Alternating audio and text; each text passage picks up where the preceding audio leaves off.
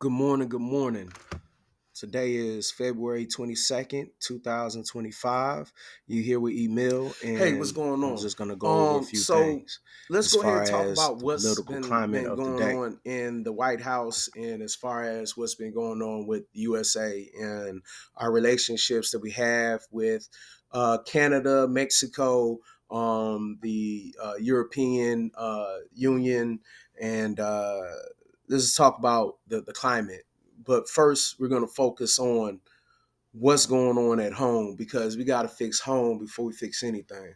So apparently the DOJ is eliminating police misconduct report. That was something that Biden implemented to counteract bad actors from the police force who wish to beat you up and then go to another station in the same state and no one would know that that person is a thug. And um I have uncles and cousins who are police officers, and it's okay, it's all right. I have no beef against or any ill feeling towards police officers, but I do have a bad feeling and ill against those who protect wrongdoings within, because if you are a police officer, you have the ability to kill someone and don't do time. And with that kind of power, just like Spider-Man, blah, blah, blah, great responsibility. That's a true statement. And what happens is when you are a citizen, you get pulled over, you're not allowed to be scared. And the bigger you are, the more likely the other person gonna be scared. But the thing is, even if you have a gun, you're not allowed to display your gun like they are. So at any moment, they can accidentally shoot you because they got nervous, but you have to be perfect. You can't say anything crazy. You can't do anything crazy. If you do, they're always suspecting you of this, suspecting you of that. But that right there is crazy. We'll talk about that. Secret police force instead of FBI duties. That's a theory that I feel that is highly likely when you think about, I believe, Patel, who is now sworn in the FBI after he made statements about dismantling the FBI, and now you're the head of it, but you want to dismantle it, and then you're talking about placing those FBI agents who are in DC, or and then spread them out so they're more wide. And this is what I'm thinking. By them doing that, they're now creating secret police, and they're not. And the reason why I say, because FBI, they're no longer prosecuting the crimes that they used to. So someone can steal your identity, and it's going to be hard for you to, you know, like, who can you go to? Let's go ahead and continue, because this is just a brief moment in time. As long as we all gather together and make sure it does not continue on. There's protests going on right now in several locations that um it's not every day, but there are protests that we do see. I wish that Atlanta we protest more, but apparently until planes start flying down and hitting someplace in Atlanta, yes, that's when we're gonna do it. But I need to link up with the Dave. I need to link up with a few other um, people. But my thing is, one person can't do everything. We got to gather together. Let's move on. Trump threatens Maine governor during press conference, and that happened. And apparently, it is dealing with LGBT type deal, transgender kids participating in athletics and making it a point to act like that's what he's like. I'm drawing a line, and you better comply. It's kind of crazy because you don't want government oversight. In theory, that's what Elon Musk said. At least Elon Musk said he don't want government oversight. He wants to eliminate government oversight, but you're demanding in that kind of way. It's crazy to me how like contradictory that is. But she basically started talking court talk. My whole thing about it is it's like a level of respect. It's like, yeah, you're president, but that's somebody taking care of the state of Maine. It's a better way to do that, you know. Moving on. JB Pritzker, Illinois governor. He's warning about Nazi actions. And I'm sorry about saying your name incorrect, Mr. JB Pritzker. I'm a practice. I do need to practice on speaking names. But Illinois, the governor, I really appreciate his words, and I feel that we need to actually take heed, because when you allow a bully to bully, a bully's going to just continue bullying. So, with that being said, if we allow this type of tyranny to take place, uh, it's going to continually get worse and worse. It's not going to get better. It's not going to get better. All right. If you allow someone to take your milkshake one day, they gonna next day take your brownie. And the milkshake will be Medicaid. The brownie will be welfare. Then the next thing will be your benefits. Then the next thing be your job security. Next thing you'll be is you're being replaced by complete AI, which is really the goal. Because once these oligarchies get all the money, and then like what is the purpose of having more money and then you're knocking out competition like Rivian, uh which 600, I think what was the number, 6.6 billion dollar federal loan that Ravian, Aravian, denied funds. 6.6 billion. If they are denied funds, I'm not saying they are denied yet, but the way things are going, they are going to be denied, because when you deal with somebody as smart and calculative, you're gonna knock out the competition. All right. I'm kind of getting ahead, but to the Illinois governor, I really do appreciate you, and I'm definitely going to support whatever you got going on. I need to reach out to more people, because people like you, in order to help out with whatever y'all got going on. All right. So the next thing will be Dodge requesting access to IRS systems. This happened February 18th, 2025. Y'all need to be really aware of them accessing that. The IRS system, even the head of the IRS does not look at that information, because as personal identifying information. So what that means is, if he was able to get this information, how easy do you think it will be for him to steal your house up under you? How easy would it be for him to steal your business up under you? How easy would it be for him to look at whatever kind of funds you got? If your competition, get rid of you. And I say this saying that it's like when you deal with things like the IRS, you have to give them your whole documentation of where you've been making your money. And even if you aren't making a lot of money, we're gonna figure out how we can take that from you. We're gonna go and we're gonna take our big hands, and we're gonna go and scoop and pick up whatever you got going on. Why? Because it's more money and we love it. That's what I'm saying. And it's kind of pathetic to me, because it's like who denies kids food from the poorest countries and then expect their kids to live the richest. That's like ugh, moving past. So one thing that was noted was 73 executive orders in the first month. So when I think about someone putting executive orders, that's like me circumventing the system that was built to stop tyranny, and that's a way for me to shake up whatever got going on. And after this, I guarantee they're probably going to do some more um, safeguards on the position of president, because whoever said the president cannot commit a crime, whoever said that, and feel like that was the smartest thing to say, I feel like that's crazy, because in a sense that means that the only person who's allowed to do treason would be the president.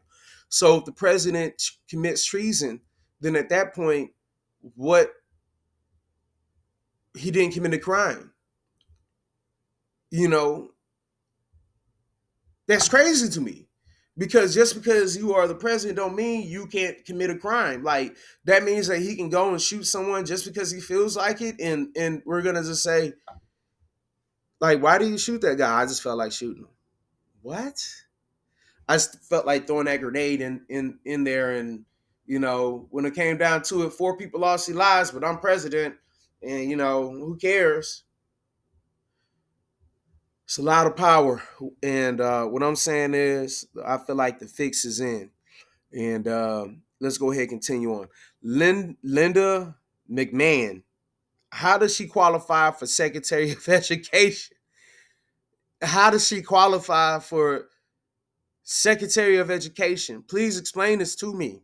If anybody understands how Linda McMahon, who is like the WWE or WWF's daughter, just raised in WW, like action, like, that she's going to use the 2025 blueprint, and she's going to maximize her position, and everything that happens from her being in to her leaving, that is everyone who voted for Trump. And then I pray that they fixed it, because if they fixed it, then at that point maybe we can do a recount or something. But I just say that because it I don't want to feel this way about y'all, but it's kind of like, why is it that every time we have certain people in, it's all about lining up their pockets. Then we have other people in, they're caring, and it seems like we're like Dora the Explorer. We forgot what happened last 4 years ago. That literally was 4 years ago. You know what I mean? Like, and like the wordplay.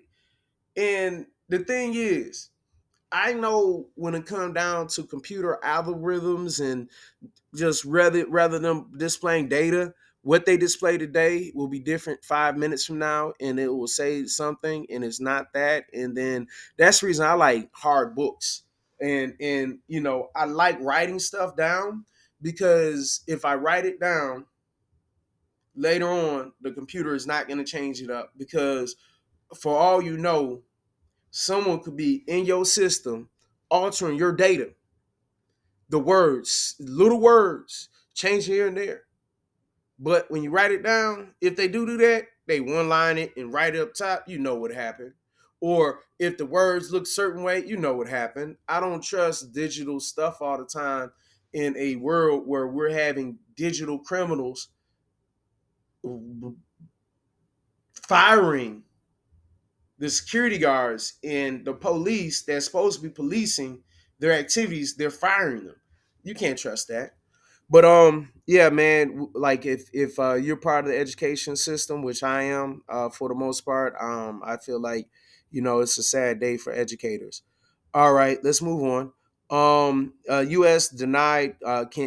can deny the funds to Revane $6.6 billion in federal loan that they have, and if they do that, that means that Tesla is going to be cornering the market. Also, you got to think about it. Elon Musk, he got up there because of those loans. He has loans, and he basically was a benefactor to a lot of the electric grants that were given, as far as you building it. And now that he has all of his charge stations, you see Tesla everywhere, and that seems to be the that's a monopoly. Let's call it what it is. It's a monopoly. So another piece of information: Justice Department drops case against Elon Musk, SpaceX, in a discrimination case that took place 23 August 23. All right. So August 23 of 2023, there was a discrimination case that was open. It has now been dropped with prejudice, meaning that they cannot open it back up. And if anybody was paying attention to what happened in New York, the governor there, his was dismissed with prejudice, meaning that they can come back. So I just don't get it. Like things are happening in front of us, and we act like it's okay, and then you got to think about it. We have a felon who happens to be running and doing whatever. Like it's gonna come a time where secret police will be coming around, because if Patel has his way with it, those FBI agents are not gonna be sent to their new directive is gonna be the president's bidding. And the real president is Elon Musk.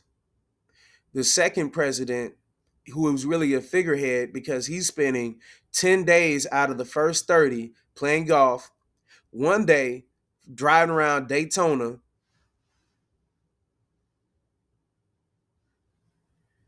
and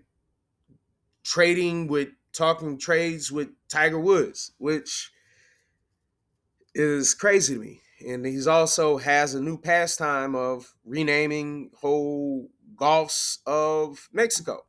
So it's now the Gulf of USA and taking pictures with the Gulf of America. And I mean, I don't understand the significance of you doing that in your first 30 days, why you should have been living by your promise of inflation.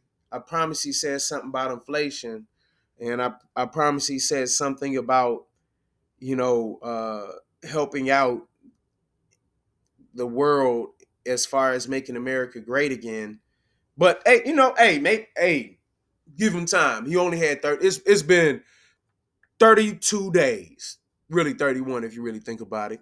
All right, 31 days. So banning Associated Press to White House, this is something that he forgot he did. So freedom of speech, First Amendment rights are being violated when you are cherry picking and hand picking who you can get questions from. And so that's something that was crazy. Banning Associated Press to the White House. Then he forgot he did that. So maybe he reversed it because it's on film. I don't know if he did that. I mean, I don't know. Another thing that was crazy is the fact that one of them days he did have to go to the Super Bowl, and then apparently he's talking about some kind of like a lot of companies when he was talking about DEI getting rid of it, like they're not gonna celebrate like the Jewish history. They're not gonna celebrate anything that's diverse in any kind of work, because if the president's talking about suing you, that gets you nervous. Like, why would I? Like, most people, you talk about court. Oh no, I don't want that. You talk to Trump, he's ready. Why? He's the 30 something felons, whatever. I'm not exactly sure how many felons he has, but he is a convicted felon. And y'all voted for him. That should have been disqualifying. Why in the world? I can't even get a job at McDonald's if you have any kind, I can get a job at McDonald's. But if you have any kind of felon like he has, you can't get a job at McDonald's. You can't. You could walk in McDonald's, they'll see all them felonies, and they'll be like, nah, you can't. That's the reason why they like putting felons and felonies on black people and just people in general. They love putting felonies on you, because if you have a felony, then it's hard for you to get a job. It's hard for you to do this. And there's one or two things you can do. You can grovel in the dirt, or you can make your own. That's all I'm saying. Let's go ahead and move on. I just got pissed off just thinking about the fact that you had time for the Super Bowl to drive around Daytona and not make no international trips concerning Ukraine or concerning U.S. aid, which you knocked out, which means that you could at least see what are the impacts that us taking away U.S. aid is affecting. Because please believe, AIDS travel, Ebola travels, herpes travel. So you get mad about people sending condoms to another country. Okay, I don't understand. That makes no sense. So Elon Musk is looking to cut government oversight in order to help his business.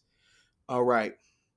He feels that he wants to cut it in half so he's able to take advantage of whatever kind of business deals that he has with Tesla or SpaceX or X or blah, blah, blah. Long story short, he wants little government oversight, not for us, not for the farmers who are losing their family farm.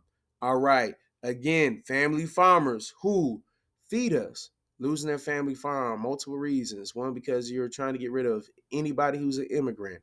And then those who are not immigrants, like Puerto Ricans, Puerto Rico is U.S.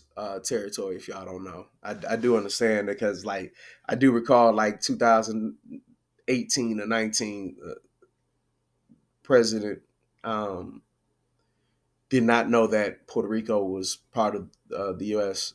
country, and then they had to correct it. And it seems like a sixth grader can be smarter than the president, but we're not going to go there, because that's something sixth graders know.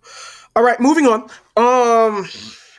The NHTSA cut 10% of their staff. That is the people who take care of the highway.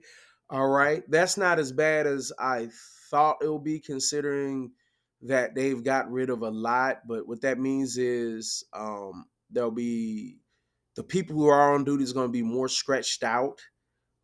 So that is just the beginning. It's 10%. It's only been 1 month.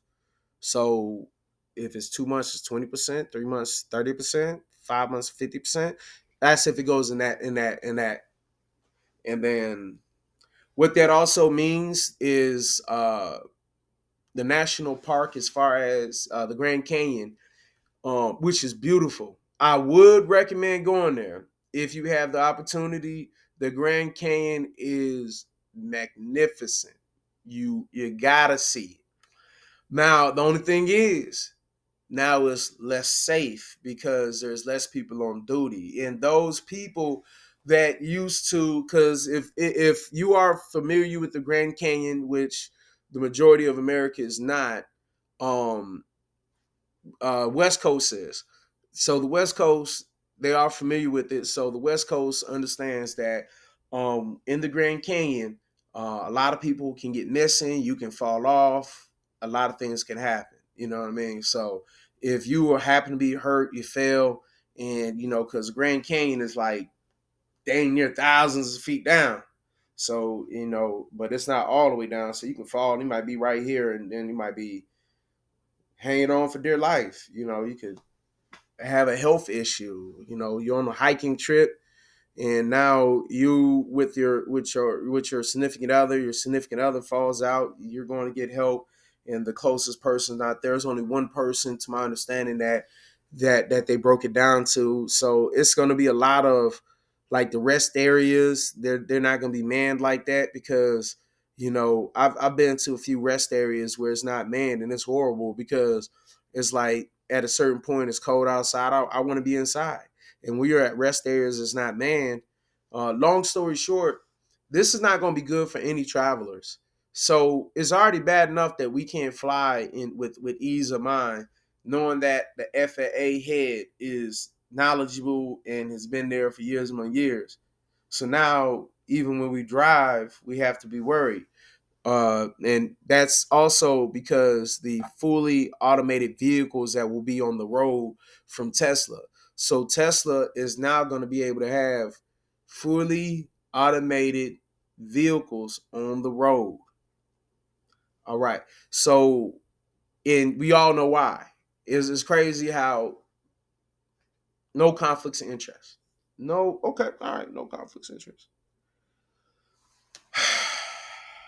So another thing that's happening is a cut $3 billion of Fed funds to electric charge station. So that's $3 billion that was supposed to go to electric charge stations. Apparently, it's a company or just a fund or something that's supposed to be. I'm not exactly sure all the details, but I do understand about competition, and knocking out the competition's funding will knock out their ability to produce more money, because in order to make money, you have to put money down to make the money. So in order to make this money, I got to put this money down in order to make this money. So that's a lot of money for to be cut. So that's knocking out the competition.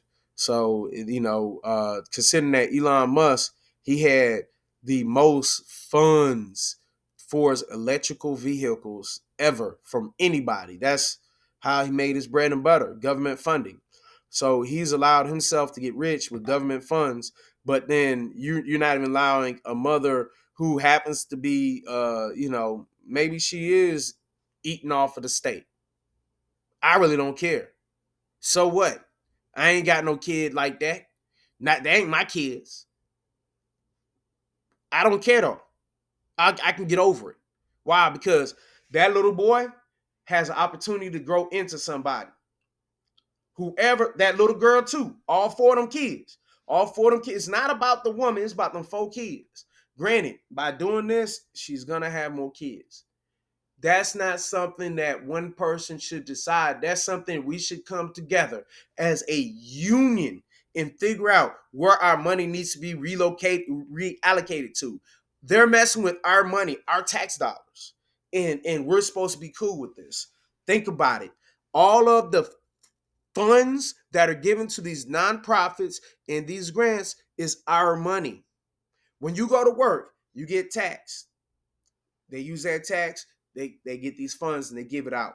All right, let's go ahead and talk about the FAA chief resigned because of Elon Musk.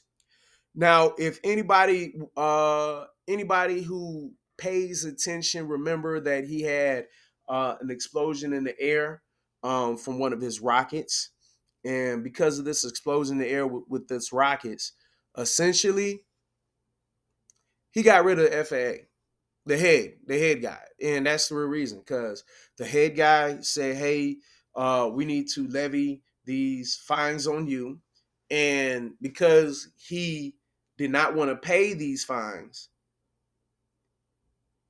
get rid of him. And he kept saying we need to get rid of the head FAA. Then he put someone who is not qualified to be the head of FAA with no experience over all the people that could have been experienced. And then lo and behold, we have accidents is happening outside of the Reagan airport, and then you're getting rid of other FAA staff that are like safety. One of the last things we're going to talk about, well, right here, is the FDA staff being let go, and two IGs being let go because of Elon Musk Neuralink brain implant that he's working on.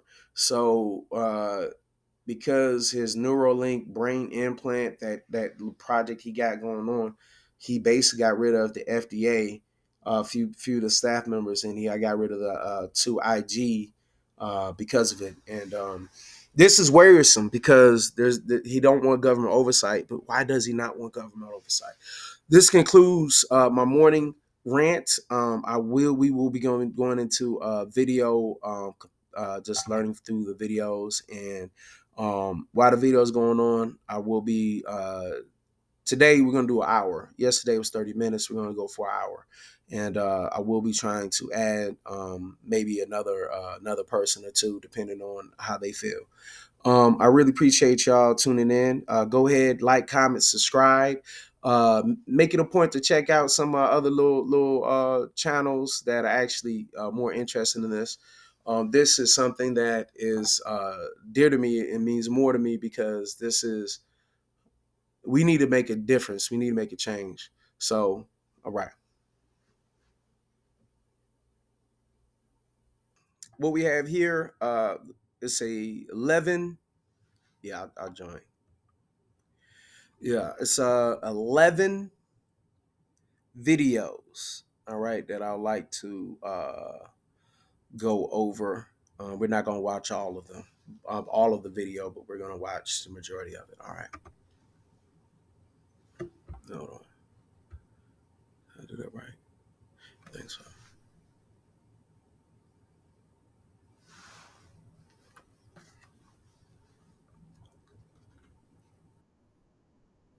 Well, joining us tonight is Nelson Feliz Sr., a 30-year Army veteran who served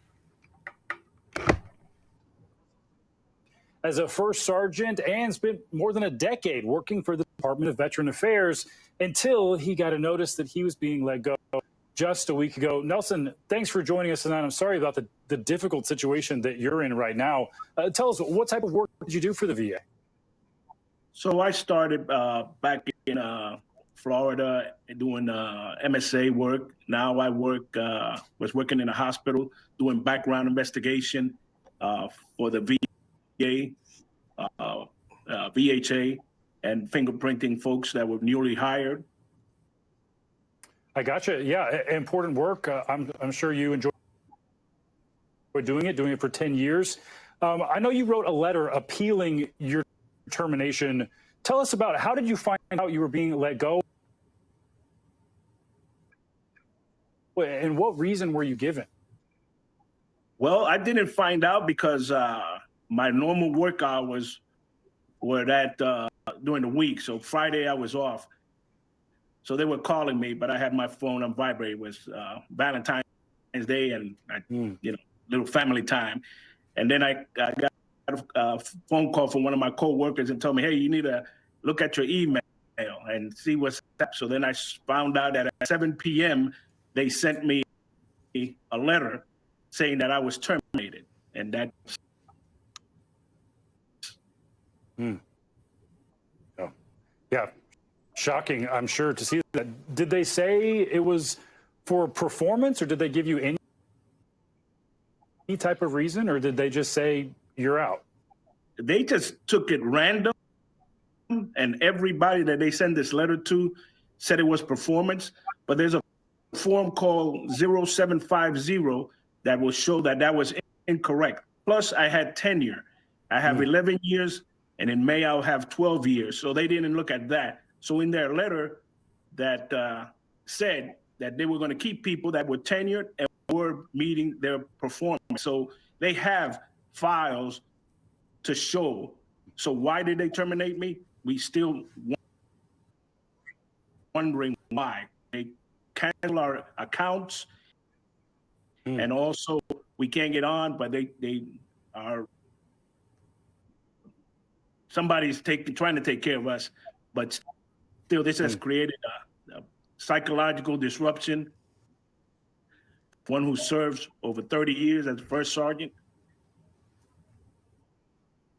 and 11 years with VA, I feel betrayed by these actions. Yeah, hopefully we'll be able to hear from you some type of response to that appeal that you made. If you could tell us, what is the effect this is having on your life? I talked to my psychiatrist, and he saw me today, and we talked about this today, and he's like, he's upset too that this is going on. The whole world, I think, is upset, and especially when they don't have the just. I have tenure, and I have that 0750 forms that if they pull them up, you'll see that this shouldn't have happened. Yeah, do you have any sense of how these layoffs and these firings are affecting what the VA is able to do for veterans? No. As a matter of fact, I got coworkers that this is happening too. It happened in my office. We were three of them were let go. And, I care for my team. We was working in HR at the VBA, the veterans benefit side, and it's all of a sudden that these letters come out at 7 p.m. that nobody's online. They didn't even have like 88 days of leave. I have 70 hours of sick time. They just swipe away. We don't do that in HR. We sit with the people we're gonna terminate, or they want to resign or something. This is not the way the government works. Wow, it's an email that no one. Right. My feelings about hold on a sec. Yeah, my feelings about Mr. Felix getting let go is something that a lot of us will fear. And you got to think about it, like he spent 30 years, serving this country, and then spent 10 plus years serving it as somebody who's servicing the people who got shot, limbs blown off. It's crazy when you see people, and you like, man, that they people in wheelchairs is it's like mental stress, and like he's helping those people out, and you choose to try to fire someone who has tenure. So if someone who has tenure and then has even more tenure, as far as, because he has some kind of disability rating, meaning that if he has over a certain percentage, he's supposed to have certain ways to let him go, as opposed to straight firing, which is very sickening when you think about it, the way he got fired. And he got fired on Love Day, Valentine's. That's dastardly.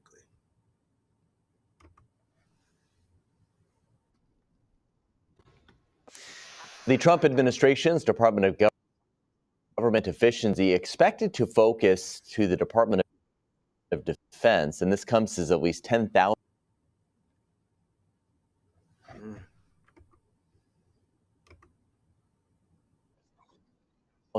laid off federal workers received notices of termination over the past week. CBS News' Natalie Brand has the latest from the White House. The list of laid off federal workers continues to grow. At least 10,000 have lost their jobs. That includes more than 6,000 IRS staffers expected to be terminated by the end of the month. Among the thousands of jobs targeted within health and human services, Katie Sandlin, an educator at the National Institutes of Health.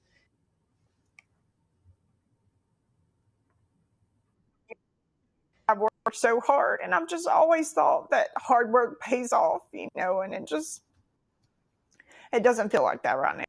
As workers' unions fight back in court, a judge ruled Thursday the firings can continue for now, saying the challenges have to go through the Federal Labor Relations Authority, which handles disputes between unions and federal agencies.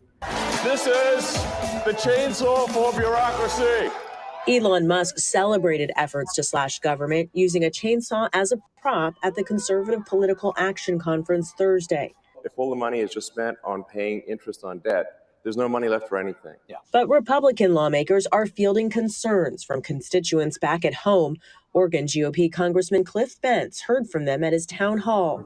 And we've been through downsizing before, and you can do it in a way that is humane, and treats people with dignity, and doesn't fire them on the spot.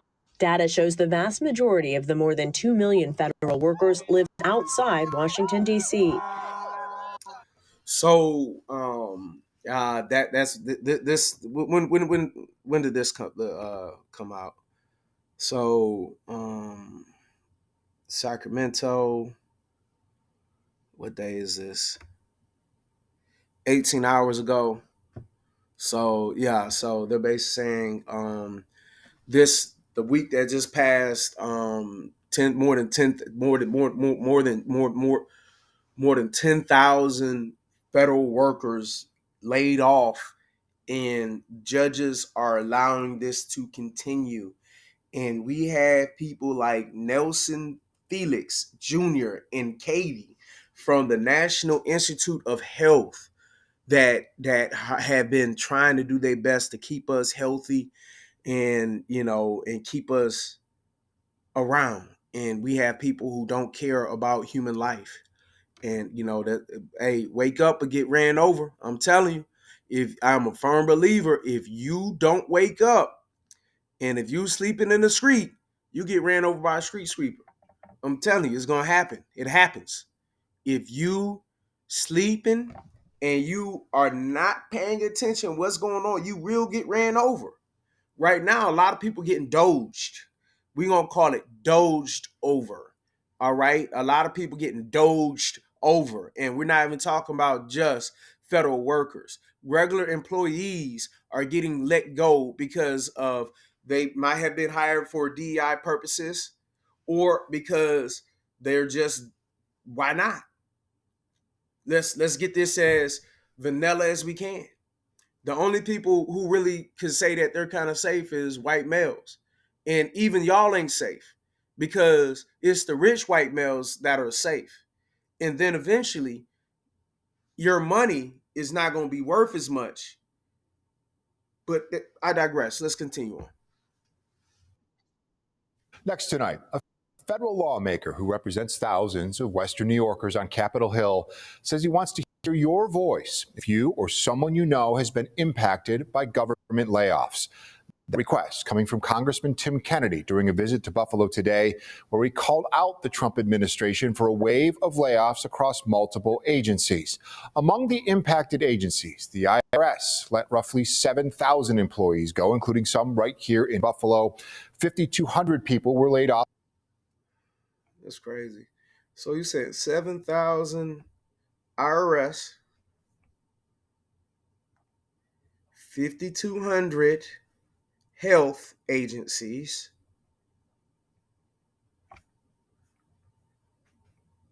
243 TSA, and 1,000 from the VA. All right. And these are Forbes numbers. From health agencies. More than 240 employees were fired from the TSA during their probationary period. And at the VA, more than 1,000 workers have been laid off. Today, with many of those agencies represented behind him, Congressman Kennedy issued a stern message to the White House asking for these layoffs to end. I was at today's discussion to amplify a range of voices deeply concerned about these layoffs. What we're doing here today is we're sounding the alarm. Congressman Tim Kennedy meeting with labor union leaders Friday to discuss the recent moves by the Trump administration to slash the federal workforce and the impact being felt here locally. We can't stand to watch this unelected billionaire Elon Musk gut our workforce and the services that they provide in order to give tax breaks to himself and his fellow billionaires across this country. Among the union leaders on hand were representatives from the VA, TSA, Department of Homeland Security, and the National Association of Letter Carriers. Peter DeJesus, the local president of the AFL-CIO, argues recent job eliminations weakened the protections and rights that working people rely on. Attacks on these workers, whether through funding cuts, political interference, or outright firings, aren't just attacks on individuals. They're attempts to dismantle the safeguards that keep corporations and the wealthy in this country in check. A lot of people are afraid. A lot of people are uncertain. A lot of folks don't know what's going to happen to their jobs, to their livelihoods, to their retirements. The cuts are needed, Jeff, because the federal government has just gotten so big and so bureaucratic that it's almost incapable of solving problems anymore. Republican political analyst Carl Calabrese tells me he supports the cuts being done to downsize the federal workforce. Calabrese argues something has to change to address what he calls the unsustainable debt the U.S. is facing. Sure, there's going to be some pain. It's kind of like a diet. You know, you go on a diet and there's always some discomfort and pain in the process of losing weight. But when you're done, you're healthier for it. I think the government is exactly that position. And yeah, it's going to be some pain, but it's necessary pain now to avoid a whole lot more pain down the road. Still, Congressman Kennedy says he stands united with union leaders to protect the federal workforce in Western New York and beyond. They're going backwards. They're taking this country backwards. And it's the people that are paying the price, not just the federal workers. Kennedy says he'll continue to support legal challenges against what he calls unjust terminations. He's also asking for federal workers impacted here locally to share their story with his office using kennedy.house.gov. I'll share that information with you at wkbw.com. All right. So what I'm saying, I don't know who this Carl Calabras guy is. You know, I don't know if he paid or not. And what I mean by him paid or not, I don't know if he's in Elon Musk's pocket or not, but he sounds like he might be in Elon Musk's pocket. You know, so I mean, I don't know. Thousands of IRS. It seems crazy that that man will come out and say that. All right, let's go to the next one. Let's see if this is the next one. So yeah, that's the next one. So, because I was talking about Kennedy.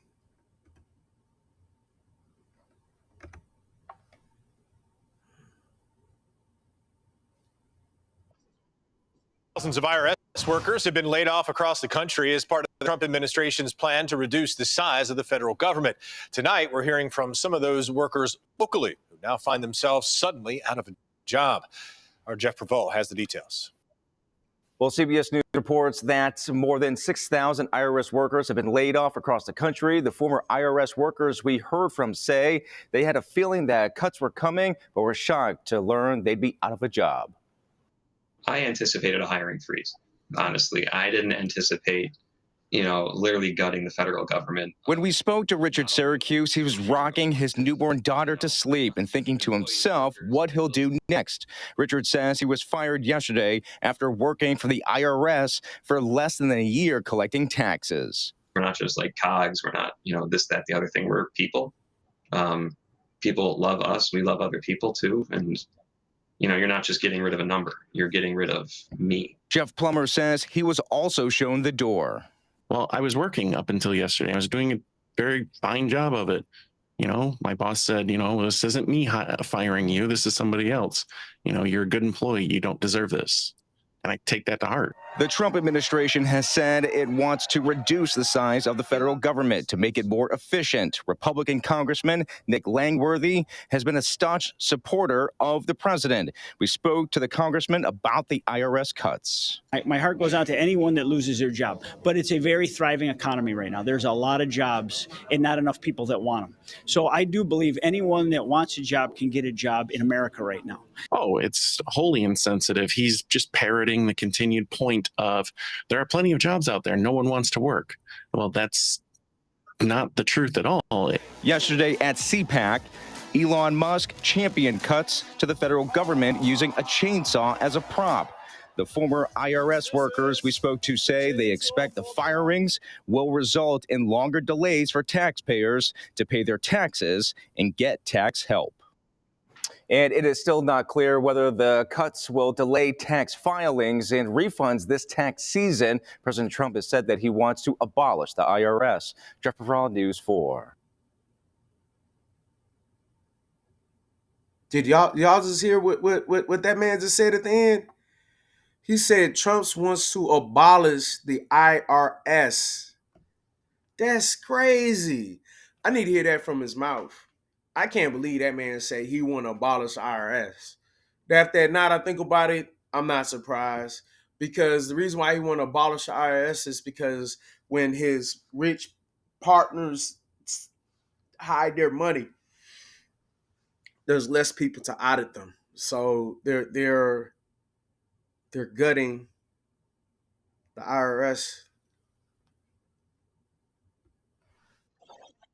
So the Department of Veterans Affairs is among the list of federal agencies trimming down the size of its workforce. So far, the VA has dismissed roughly about 1,000 of its employees. However, That's just a fraction of a percent, as the agency employs somewhere in the area of 470,000 people nationwide.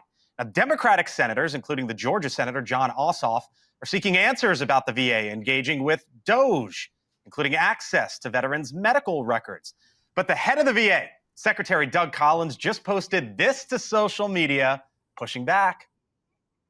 I just found out undoubtedly Burger King has opened a franchise in the Senate side of the House and on Capitol Hill. I don't know what's happened, but Whoppers are flying out the door everywhere. Joining me now is the new head of the VA. He is Secretary Doug Collins, live with us here on the Hill. Mr. Secretary, we'll get to Whoppers and all that in a second. Thanks for being with us tonight. Appreciate it.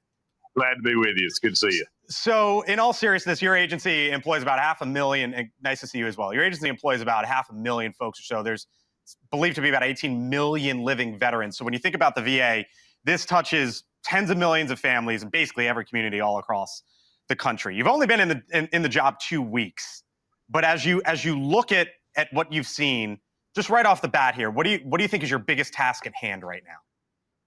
Well, I think the biggest task at hand is our cultural change, and it's something that I've said the minute one from my confirmation hearing on, is that the VA is about the veteran. And I know that sounds intuitive, but it's not, because when you get an organization sometimes this size, it begins to have a lot of what I call self-care in the organization. We got a lot of great people here, but we need to remind ourselves, just like any good organization does, is why we're here, and the veteran is why we're here. So that's why we're looking, and why in these times right now, we're looking to make sure that anything we do with our cost cutting, with our employment, is focused on our veterans and making sure that those who touch our veterans directly are not part of that impact, so that those can continue to get the benefits and the health care that they have earned. So let's talk about that, because you have said, there's 300,000 that are mission critical, 470,000, right? So you're somewhere in the area of 170,000 who wouldn't be defined as mission critical.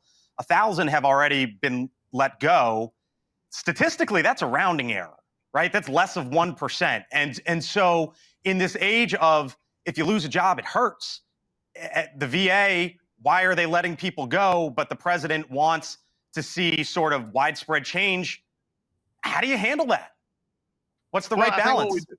We do strike a balance. And look, there's still other things that we're looking at, and there's still other changes that will probably come along. And I think that's just something that we have to make sure of, that in this situation, we're going to look for every efficiency. And I can already say that from some of the efficiencies and some of the cuts we've already made, we're looking to find a place right now for almost $100 million that we can redirect from things that we should not have been spending, or in contracts, or also in some employment, and redirect it toward our veteran health care, our veteran suicide issue, our veteran homeless issue, which again enhances why we're supposed to be there. So look, we're just getting started here. And believe me, there's been a focus here. And one of the things that's so amazing about the Hill right now that you had mentioned sort of earlier, you alluded to in my video, is that the other side is trying to scare people. They're trying to tell us that we're cutting veterans benefits. That's just wrong. In fact, like I just said, so no benefits cut, no benefits, no critical services cut. No critical services cut.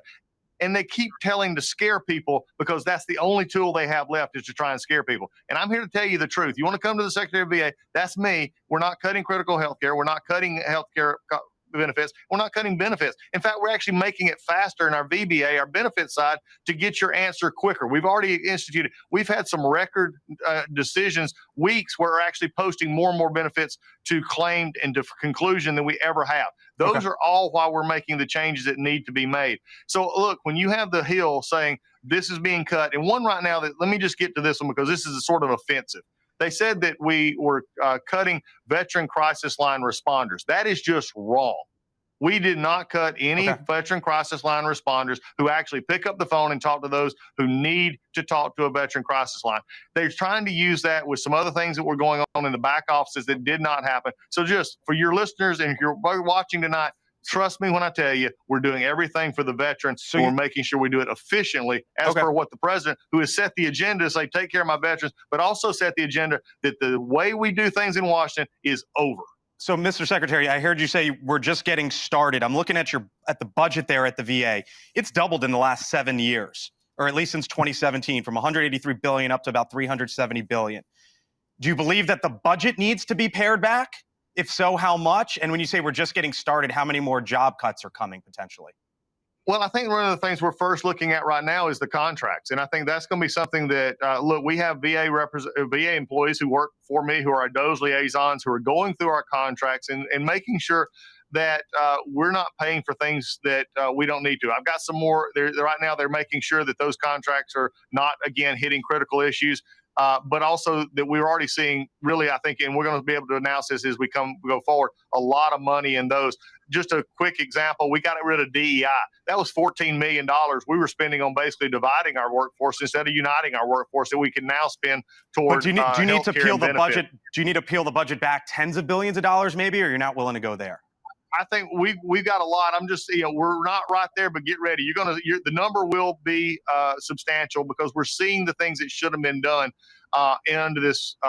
Really when you focus on veterans, we need to peel off the things that doesn't need to be a part of what we're doing so we can focus on our mission.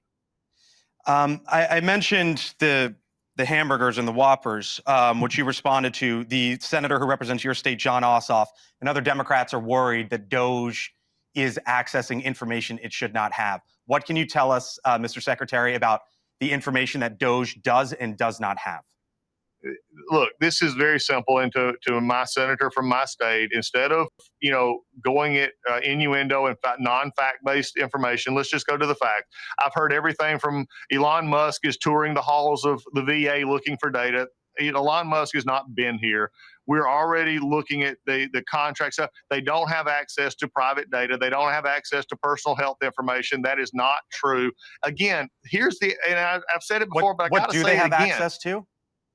I'm sorry, I couldn't hear you. What do they have access to? They're looking at our contracts. They're looking at our operations. They're looking at how we do with what we're doing with our personnel. That's what we're looking at right now to find the areas of efficiency that the OPM and the president have directed us to do. Got it. The VA Secretary is Doug Collins, joining us live tonight here on the Hill. There is so much to get to. Your agency is massive. I wish we had more time, so I hope you can come on back. Thank you, sir. Appreciate it.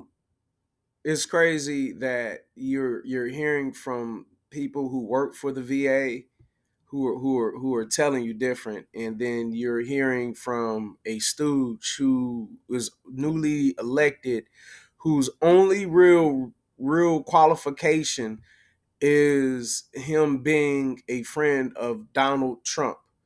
So it's like, if you don't pay attention to any kind of news ever, what he said would resonate in you because he looks like, somebody's old grandpa or your neighbor. He looks friendly. He looks nice. He talks real nice. He talks real good. But the matter of the fact is he has a double tongue, which you can't trust. He's only been in for 2 weeks, and he does not share the people's vantage point. So let's move on. If you didn't catch what I was saying, half what he said was probably hogwash. What happened today? So, I went in at my normal time. When I arrived there, everybody was in a very downtrodden mood. And when I went to my computer, everybody was having some technical issues. Like none of our computers were really loading up either the programs that we needed to operate or like Teams. My story is the Teams. That's kind of how I figured out that we were getting fired today. Was when I went in, I logged into Teams and I sent you the photo of what I saw when I went to log in. And that's when I left my cubicle and I went around to everybody else I work with. I'm like, hey, what's your Teams look like? Some were having trouble. Some were able to log in. It was very, very chaotic. There was no organization to it at all. And basically we just sat around for the rest of the day. Talk about government efficiency. We literally sat there and did nothing all day long while we waited for our fate. So again, we got our email saying that we were fired after sitting around all day knowing we were fired. And then we turned in our equipment about an hour or so later, and then we were escorted out of the building. What do you make of what happened to you and your colleagues today? We hear about 400 employees, including yourself, were laid off. I mean, it's unfair. I mean, I was unemployed, so I was laid off. I was laid off before this job, and it took me 8 months to apply and go through all the background checks and everything I had to do to get this job. And then I was I was doing everything I was supposed to be doing. I was even one of those government employees that went every day of the week. I had to every Monday through Friday, 7 to 30. That was my tour duty, and that's what I served.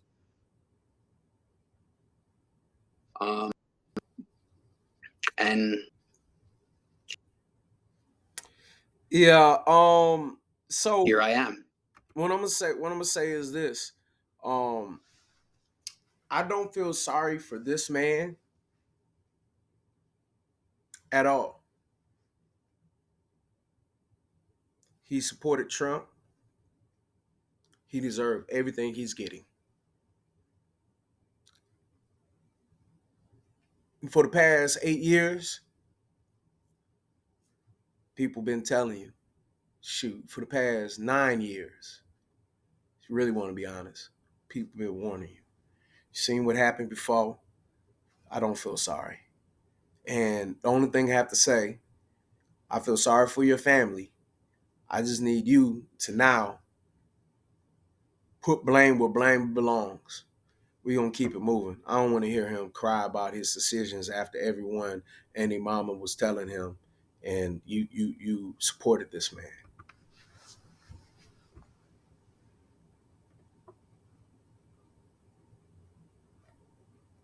Can't allow people to trick you out your position, man. Can't let them. You did. You voted for this. You voted for this. Now everybody got to fight, which you voted for. Oh, my God. Meanwhile, thousands and thousands of federal government workers have been let go in the first month of Trump's return to the White House, leading to protests across the country.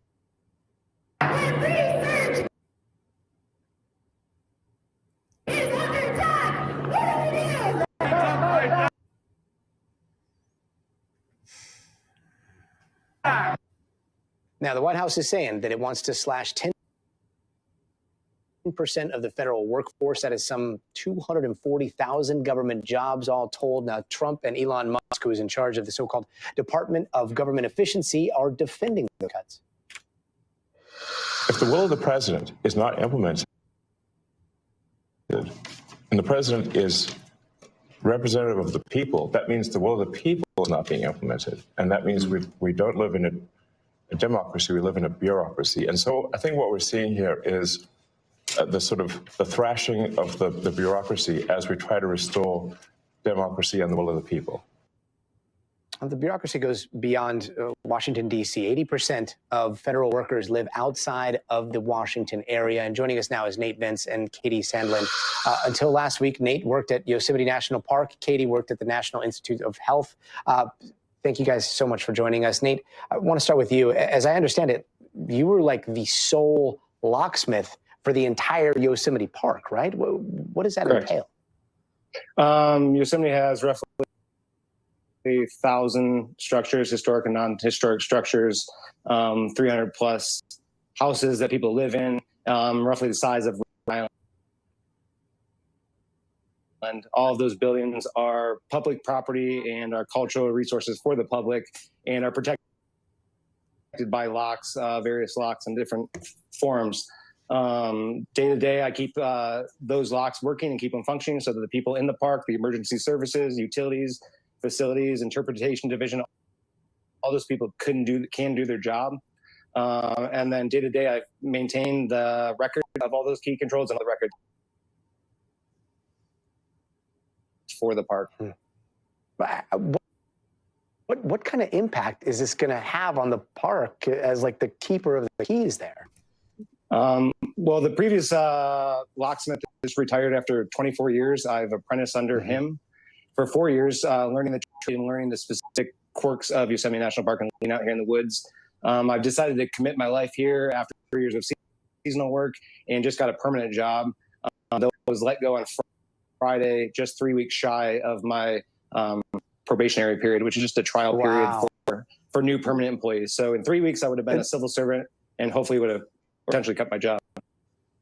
Hold on. So wait, so that's the 2-year probationary period, and 1 yet year, 1 year, or 1 year probationary period, and yet you were learning under this apprenticeship for 4 years, right? 4, yep. They were seasonal. So with the government, I work seasonally, so it's 4 years, but 6 months seasons. And then I'm eligible to apply for a permanent job, which I wanted and applied for. And during that probation period of fulfilling the job, I fulfilled 49 of my 52 weeks in my probation period, getting star awards and getting accolades for how happy everyone is with my service. Without me, I competed nationally for the job, beat other people out. And without me, there's a lot of knowledge that's lost. There's a lot of property that is at risk, and a lot of people that are still here in the park doing jobs will be handicapped because eventually locks will break and eventually keys will be needed. I mean, there's so much time to go into there. Katie, I know you were let go on Saturday. I do want to ask, like, how did these firings happen? Like, what was the process? How did you find out? I was actually treated really well compared to some of my colleagues that I heard from. My boss and boss's boss actually reached out to me because my boss was out of town, and they called me together and gave me a heads up because they wanted to let me know, because they were pretty sure that the letter from HHS that I would get, the termination email, would probably be pretty harsh, and they wanted to give me a heads up and reassured me that nothing in that letter was true. And my boss actually cried on the phone. She said she felt so guilty recruiting me or getting me to, talking me, coming here. I just moved here from Alabama to come a significant amount of debt to do so. And I'd only been there for a month. And then, of course, I was terminated. So you relocated your entire life for this job? Yes. Yes. Working at the National Institutes of Health, I mean, in my field, that's as good as it gets, and I actually sent the recruiter an email and said, this is probably the only job on the planet that would pull me away from warm winters in the South and college football. I'd always work at the NIH, and, I actually cried on the phone when Human Resources called me and offered me the job. My team, we did so much great work, and over half of our team was cut. Half of your team was cut. I mean, what is this going to do to your life going forward? I wish I had an answer for you. I've actually gotten so desperate that I created a donation thing online asking people, random strangers, to please help me, because normally I, plan for things like this to potentially happen, but I went all in on this job and, wiped out my savings, maxed out my credit card, took out a loan, because I thought that I never in a million years would have imagined that this would happen. Have you thought about fighting the terminations at all? That's something I've been considering. And up until maybe today, I was really gung-ho about that because, I want my job. Like, I'm not trying to sue somebody to get compensated. I just want to go to work and contribute. Yeah. When we I feel sorry for Katie, man, cause it's like, you hear what she said. She said she uprooted her family, and she didn't go through the like how many kids she got, but she looked like she may have a couple kids, that she taking care of. And that means that she uprooted her kids in her life. I don't know if she has a significant other. So if she doesn't have a significant other, it's even more impactful. And it's like your dream job, and it's kind of like health, and it's like the NIH. It's like, so you are here believing that you're going to be helping the health of the nation, and instead of you and you're willing to uproot your whole life and move to a cold destination, because Alabama is very warm. You like right now it's cold, but normally throughout the year is warmer than New York. It's warmer than a lot of areas. So that's crazy that happened. I feel sorry for her. I feel sorry for her.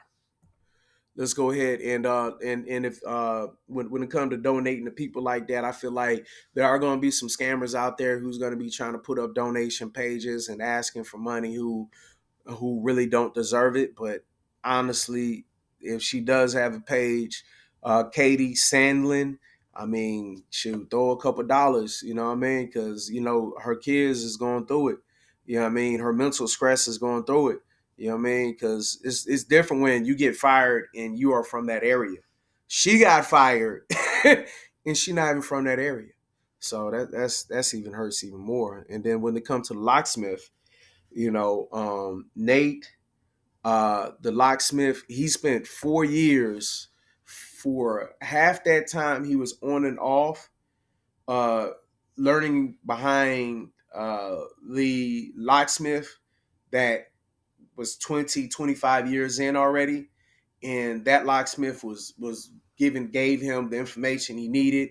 And then he was full time for 49 weeks out of the 52 probationary weeks that's needed for him to be non-probationary. And essentially he almost lasted but didn't. And that just sucks when you are so close to that finish line. But at the same time, they probably would go after his job, because they would look at it like, locksmiths, who needs locks in the forest? We can get rid of this. That's 40 to 80,000 that we can relocate somewhere else. But then when you think about the nuances of, nobody wants to live in the forest, man.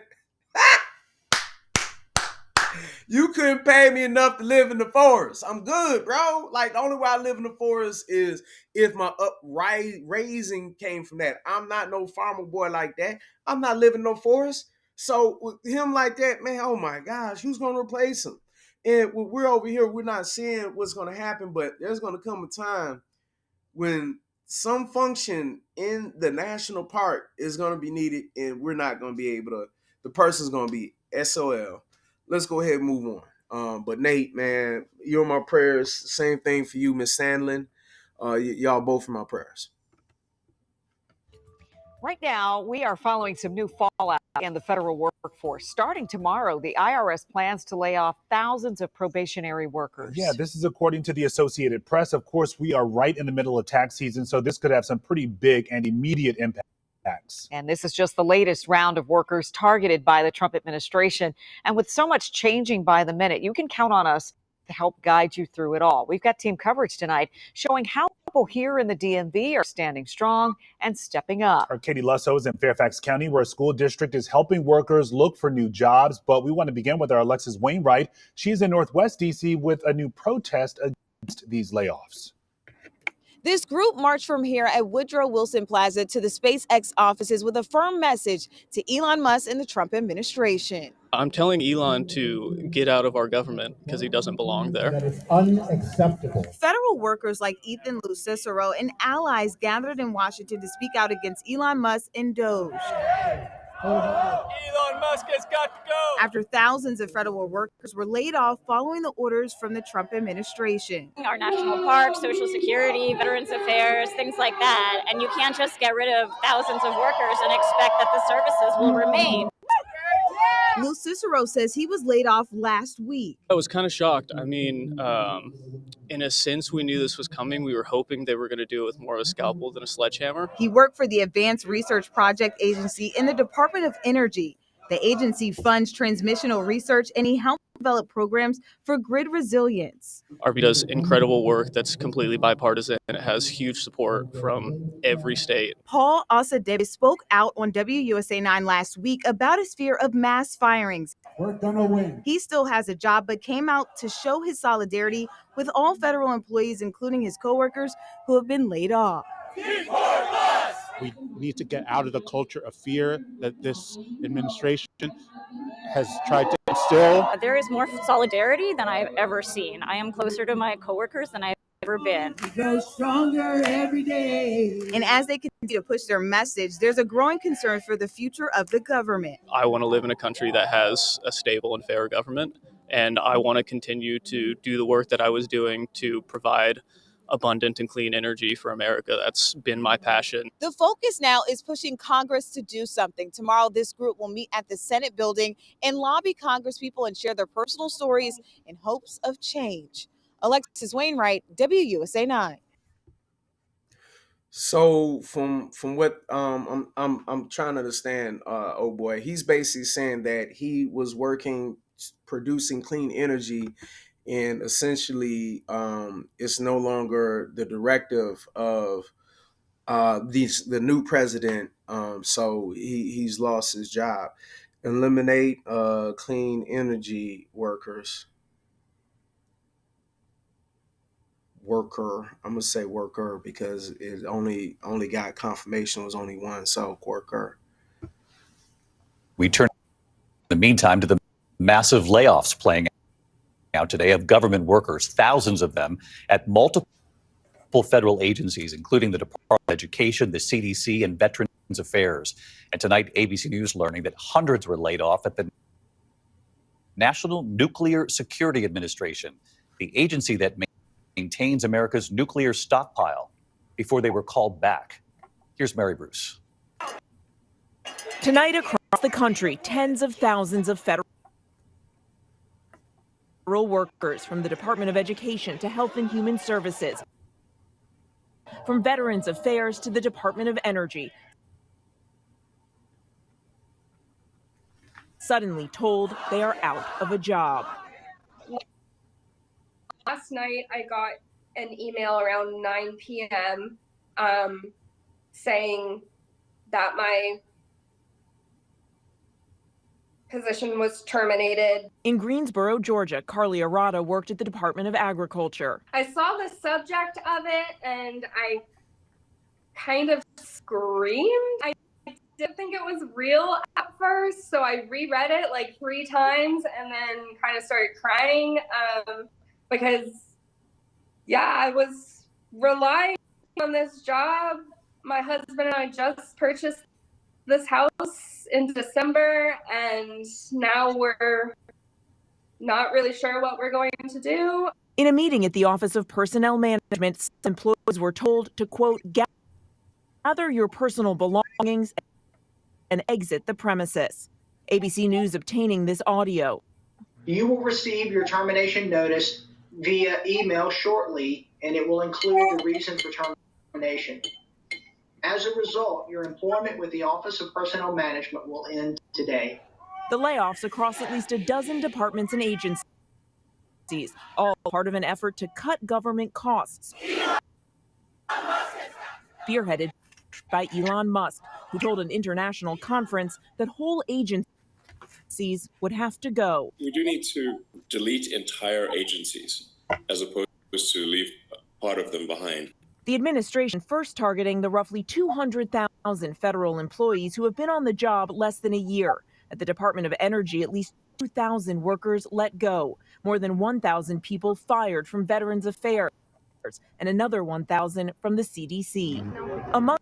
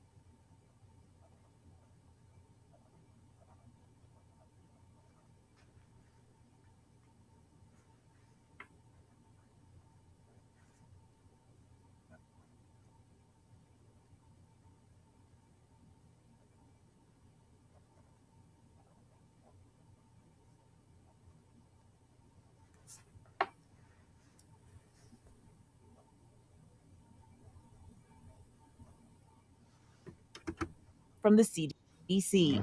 Among them, half of the agency's so-called disease detectives, doctors and scientists who fan out across the country and the world to respond to outbreaks.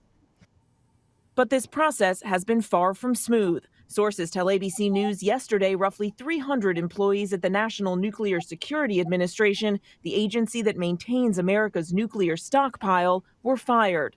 But today, multiple sources tell us those firings were put on hold.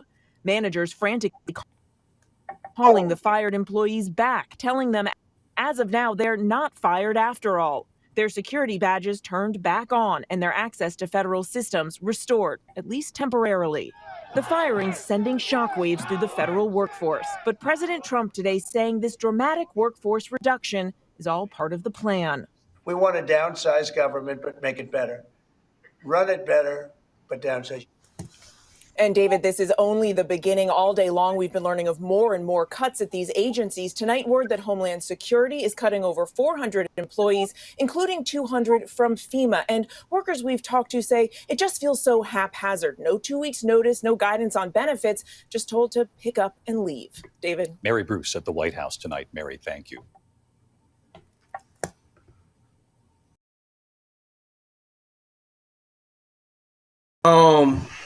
Man, that's sickening, man. So they're saying like disease detectives are being let go. That's serious, man. Yeah, and then the 300 nukes been let go and brought back 1,000 VA, 1,000 CDC workers, and 2,000 energy people work for the energy department, and then 200 FEMA people losing their jobs, and then 200,000 Fed employees that were on probationary terms are being let go.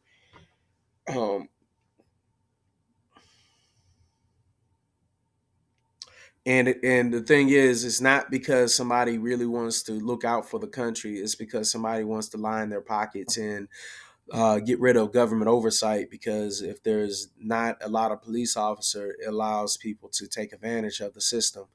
You got this guy, Kash Patel, who's getting sworn in, FBI director, who's basically stated he had a whole list of people that he wanted to get rid of. It's weird. Let's watch a little bit.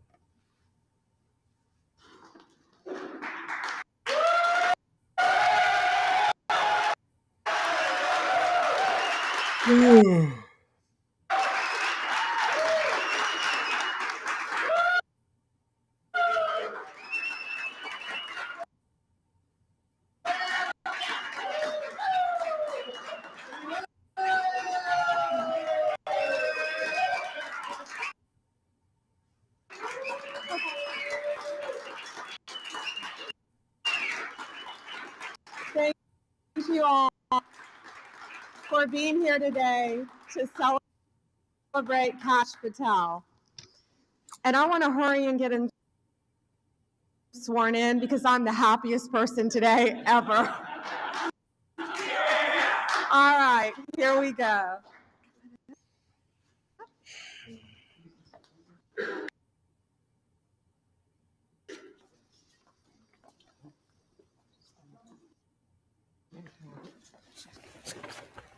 Please place your hand on the Gita and raise your right hand.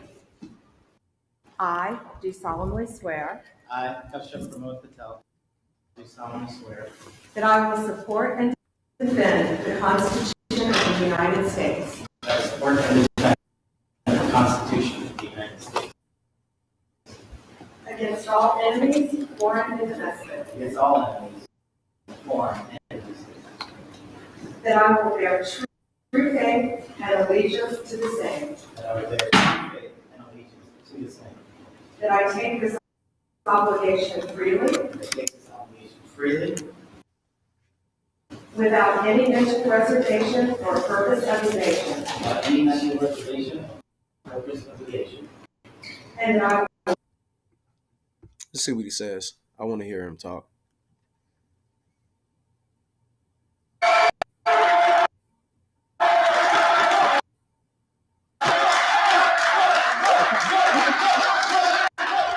Wow, wow, wow, wow. I know he can't believe. First and foremost, we were just with President Trump, and I just want to thank him. I know he's not here in the room right now, but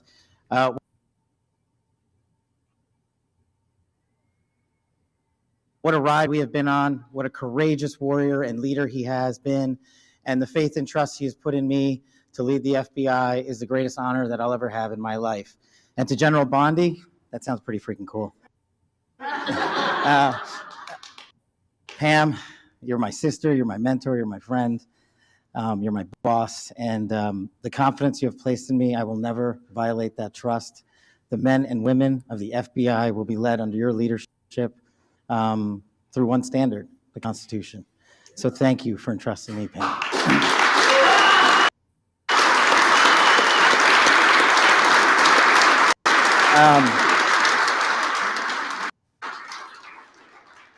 Oh man, this is effing crazy.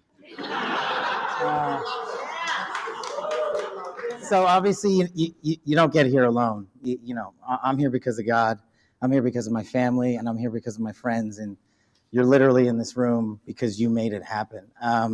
My sister, Nisha, and my nephew, Aryan, flew in from London just to be here. My beautiful girlfriend, Alexis, is here. Yes, I agree. My aunts and uncles are here. They've come from all over the country. I am living the American dream.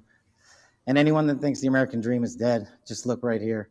You're talking to a first-generation Indian kid who's about to lead the law enforcement community, the greatest nation on God's green earth. That can't happen anywhere else.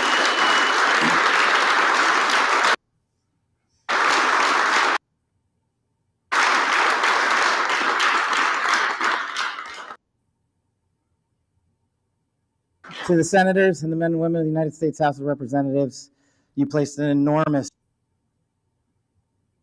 trust in me, an enormous leap of faith. One that I didn't know that I could possibly earn back, but I'm going to spend every single day on this job doing so.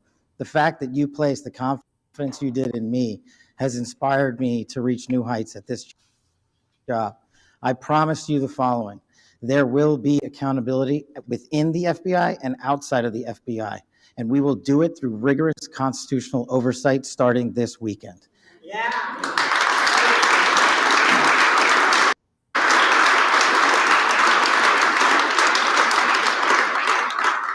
This is great. We all used to live in the same freaking house. Yeah, I don't have any prepared remarks. I wish I could go around the room and, tell the story about how each and every one of you have magically touched my life to put me in this position. What a roller coaster ride it has been. I do this. We are in this room together because you guys have a love of country that is truly inspirational, and it bleeds out everywhere we go. And if you look around this room, you see civil servants, you see warriors, you see attorneys, you see great husbands and fathers and mothers and wives. And you've written everything you possibly can about me that's fake, malicious, slanderous, and defamatory. Keep it coming, bring it on. But leave the men and women of the FBI out of it. They deserve better.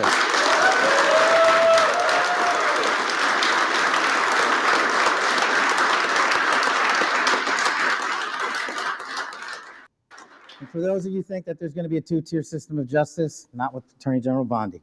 There's a singular system of justice for all Americans, and there will be accountability. And the reason that this mission is so important is simply the following. 100,000 people last year raped. 100,000 people died of CCP fentanyl overdose and heroin. 17,000 homicides. Violent crime is out of control.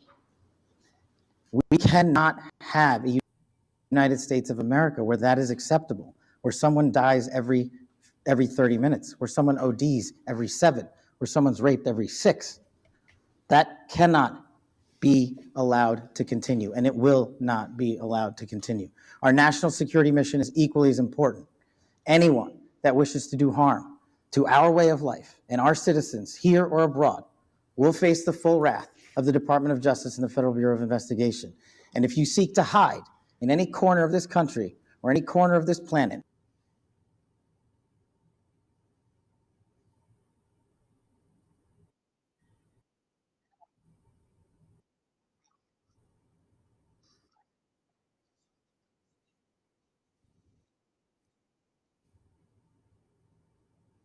Constitution.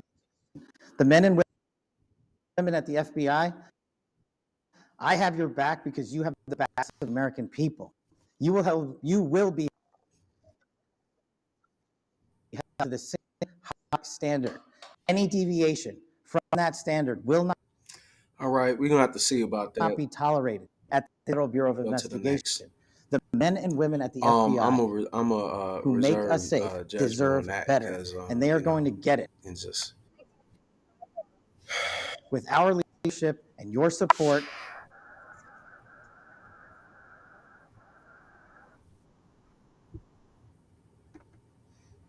.645 now to Washington, where federal work cuts, continue across federal agencies. A federal judge ruled yesterday that cuts can continue as legal challenges continue, and larger agencies could see cuts next. Our Scripps News Group, Serena Marshall, joins us live this morning. Serena, good morning to you. What's the impact of those cuts at the IRS, and what other agencies could be next? Yeah, well, Aaron, the other agencies we're watching right now include the Department of Defense. Those letters have gone out. I've been told that they're starting to look at which employees, likely starting with probationary ones, could be impacted. And that'll extend to basically every division of the DOD, from intelligence to NAVC, the shipbuilding component of the Navy. I'm sure that impacts many of your viewers there. But so no agency is really exempt from this. The CIA also undergoing their cuts, but the IRS is the one we're watching today. And that's because we expect about 6,000 to 7,000 probationary employees to be released as part of this federal downsizing. Now, those employees, many of them hired as part of the Inflation Reduction Act, and that influx of cash that went to the IRS that was focused on both enforcement and customer service. Now, when you're looking at filing your taxes, we're only about 2 months away from the deadline right now.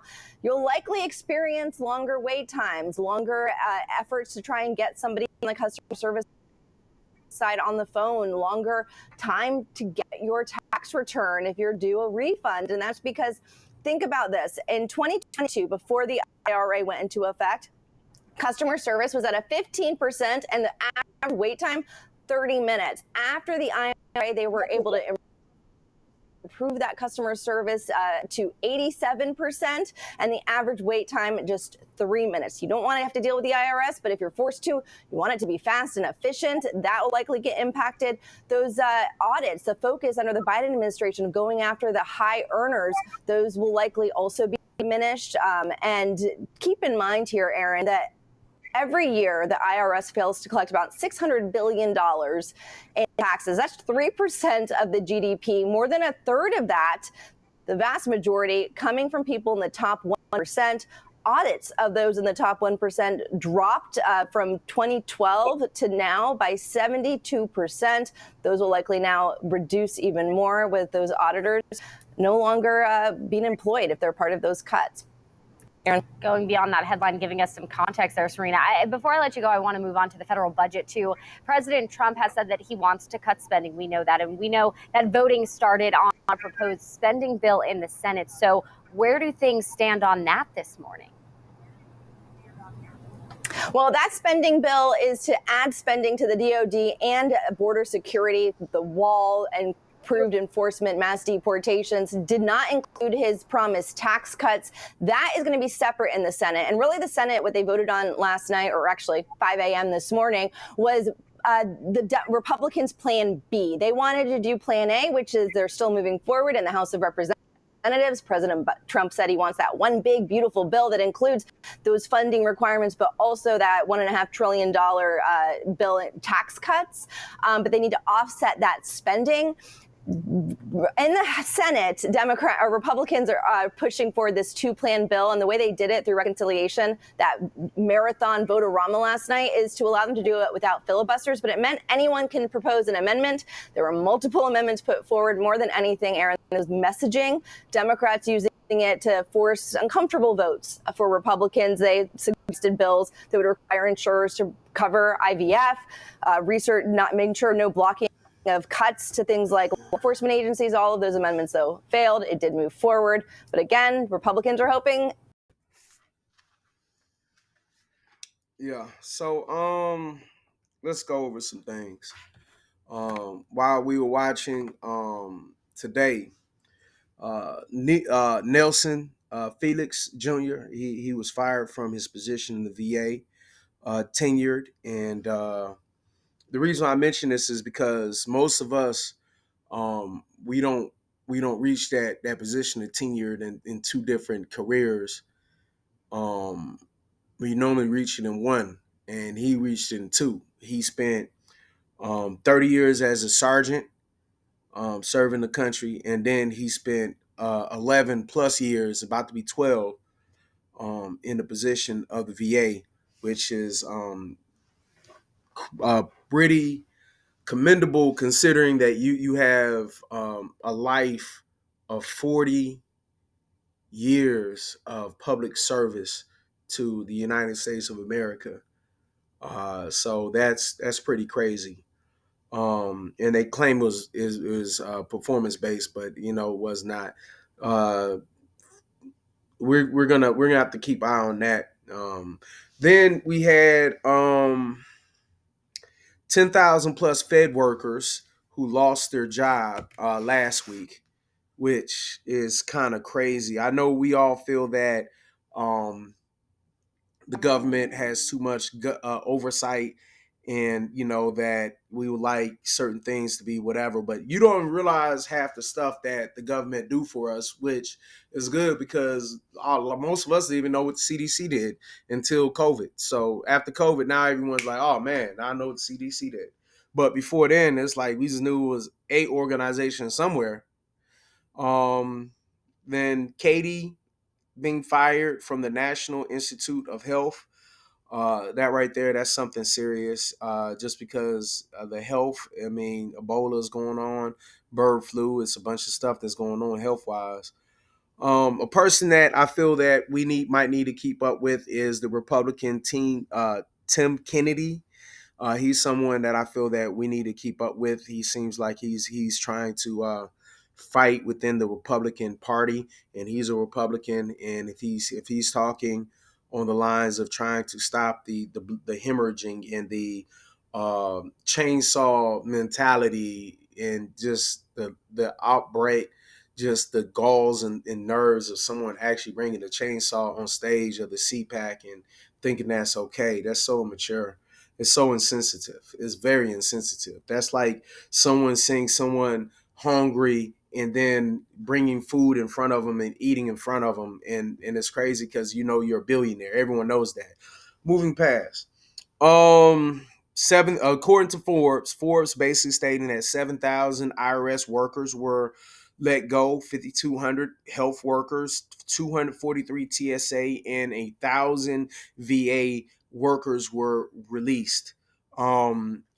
Apparently, Carl Calabras feels that this is a good thing. I'm gonna have to we're gonna have to figure him out. I feel like he's paid. I mean, like is in order to say that you got to be paid. So I don't know. There's two people from the IRS, Jeff Plummer and Richard Syracuse. They got laid off from the IRS. It's kind of crazy that you got rid of the people who collect the money for your slush funds. You got rid of them. So instead of it's not really about it's protecting the rich people. That's really what it is. They're stealing our lunch in front of us. We're gonna go back into another depression. 2008 really wasn't great.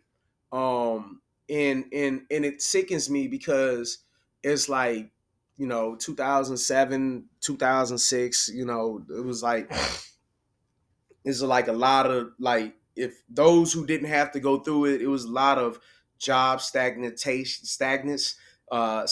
jobs. Just looking for a job was hard, and it was like good jobs was going down, and anybody remember that it was horrible. Bush and Obama came together, and Bush was willing to hand off to Obama what was needed for for for whatever, and let's move past that. Let's move past that. Um, VA does employ a lot of people, which I feel like is almost 500,000, which is 470,000 staff members. So only 1,000 people getting let go is not a bad thing. But the fact that you got rid of who you got rid of means something. You got rid of somebody who was in a senior position, and his last name was Felix, and he was supposed to be tenured on a lot of levels, and performance based. His performances were good. So when we talk about the head of the VA, Secretary Collins, who is a Trump employee, he's only been in for 2 to 3 weeks of service. Anything he says, you know that he has a hand up his backside, and he is being told what to say and how to feel, and you know his pockets are getting lined up. So when we talk about him and think about him, you have to ignore a lot of the fluff that he's saying. Understand that he is Trump's henchman. The so let's move past that. Um, a couple things that he said that kind of rubbed me wrong. He said the way they do things are different. That's what Trump told Collins, and that disrupts me because it's kind of like, hey man, do what you want, figure it out. Who cares about the old way? And the thing is, you got to understand, like when you get into a system, the system got here from a way because we went through the best practices year after year, and year after year, we're figuring out and we're getting rid of the bad practices. So that's the reason why it's good to have people have experience. When you first do something, you mess up. The second time you do it twice as good. The third time you do it a little bit better. The fourth time you do it even better. And the more and more you do certain things, you get better and better at it. That's the reason why it's good to keep somebody in for a long duration. This man is unqualified to be the secretary of the VA. Moving past 8 months of hiring process to work in the IRS. So I guess one guy, I believe I said I didn't feel sorry for him because he voted for Trump, but he basically said he took like 8 months to actually get hired on the IRS. That's a long time to get fired just because. 75,000 people took the buyout, and then they're seeking for 240,000 more cuts to the government. Um, Apparently, the locksmith Nate, who worked in Yosemite, is a former Fed worker. Of course, he just got fired. He basically lived in the woods and he helped with the National Park of Yosemite, which in a sense, if you really think about it, it's a lot of things that's happening in there that we don't know. It's like the mechanisms and the way things work. If you're just one part of the department, you don't understand why this actually has something to do with that. So I just feel like the people who need to be in charge of the firing needs to be the heads of whatever department, and then give the heads of the department the ability to get rid of people, not Doge. That makes no sense. If Doge is doing it, Doge has too many conflicts of interest. The person who came up with the concept of Doge is Tesla's uh, biggest, he has the biggest share in Tesla. So that's his baby. So then you have the energy uh, market that he's monopolizing. He basically is being able to get rid of all of the government oversight over him, which means that the policing, meaning the FBI, CIA, the people who take care of the credit frauds and just all those little 3 to 4 letter words, he can get rid of them and redesign them and make them what they want to be. My biggest fear is FBI is going to become a secret police. That's my biggest fear of the FBI with Cash Patel. Very vengeful, and it seems like he I don't know. Caitlin Sandler, she got fired from the NIH job. I think we talked about it in another video, and she came back. My prayers go out to her. She uprooted her whole family for a dream job and something that she was going to be contributing. People who work for the government, when you work for the government, you know that you're not going to be getting paid great money, The only thing about working for the government in people's mind is that it's supposed to be giving back to the community, and as well as a little job security. Because if you were to go for big money, like Ms. Crockett mentioned, she can't. She cannot make good big money.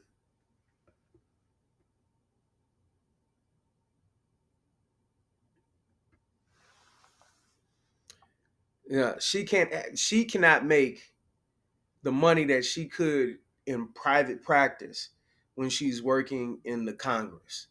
And that's something that people got to understand. Public service, servant workers they're not supposed to be the richest, because when they're so concerned about their own money, a lot of times it's conflicts of interest. That's the reason why Elon Musk in his position is mind blowing. Um, if you see Katie Sandler's donation page, please donate to her. Protests in Northwest DC against Elon Musk. Uh, Activities like that needs to happen more. Eliminating clean energy workers. That's something that took place. Nuclear agencies let it go and being rehired. That took place. Department of Agriculture employee fired. So, well, that's kind of expected. I mean, it's kind of jacked up when you think about the people who are feeding us is having to worry about stuff. The OPM, Charles Ezell, he's the one who's firing his staff. So if you have issues the way you get fired, Charles Ezell is the person to talk to. Um, a few more things. Elon Musk claims we need to delete whole agencies. He stated this more than once. I've heard him say it at least 3 to 4 times out of his mouth that we need to eliminate or delete agencies. And so normally it'd be the agencies that be they kind of make his life hard, which is kind of, maybe that's a coincidence. We're gonna say that's a coincidence. Um, Fired 200,000 federal employees on probation. 200 from FEMA, 2,000 Energy Department. People worked for the Department of Energy. 2,000 were let go. 1,000 people from the CDC, people who take care of us, make sure Ebola and COVID and flu. Do you know that the regular flu is killing more than COVID right now? That's crazy. Why do you think? Okay, don't take long. Things get ugly quick. 1,000 VA workers. That's not horrible. Is this who they're firing is horrible. 300 nukes and 300 people working on our nuclear stockpile, and they rehired them. Disease detectives were fired. And then even NAVC, which is an agency that works on Navy ships, they are not exempt. So the tax cuts for the rich is something that's definitely going to be happening. So when you see the people getting, I recall looking at Trump, and he got more money back than a lot of other people. It's sick. It's sickening. The rich is keep getting richer, and it's because they're tricking poor the poor people into believing that they have their best interest. And this transcends whiteness, because even Venezuelan people uh, are feeling the wrath of voting for it, and black Republicans feel the wrath. And it's a bunch of it's attacking everybody. And unless you're like part of that 5%, yeah, man, it's not gonna be all that. But and then the last thing that we really need to focus on is Cash Patel being sworn in. This is very bad.